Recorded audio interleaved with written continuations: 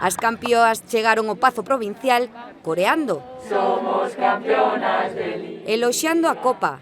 Somos campeonas de Liga. Somos campeonas de Liga. Somos campeonas. Regalando momentos como estes.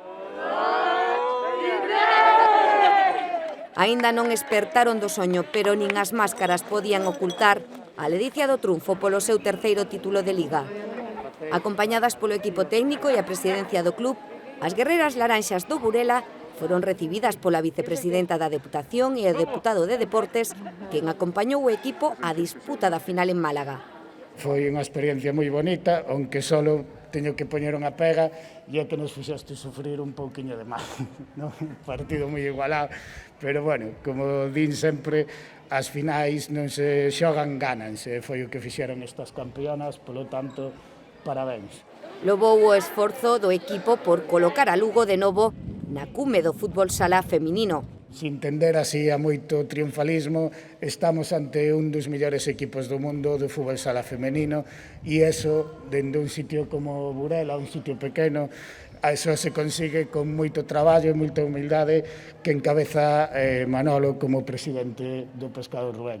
O seu presidente lembroulles que seguen facendo historia pese a ser un fin de tempada complicado pola situación sanitaria que atravesamos. Moitas, a maior parte non son de aquí, teñen a súa familia fora e moi lonxe e foi moi duro.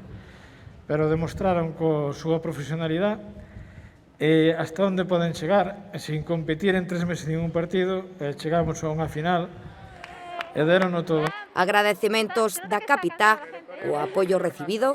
Aprovecho también para dar las gracias a todos nuestros patrocinadores, en especial a Pescado Rubén, porque sin él esto sería imposible.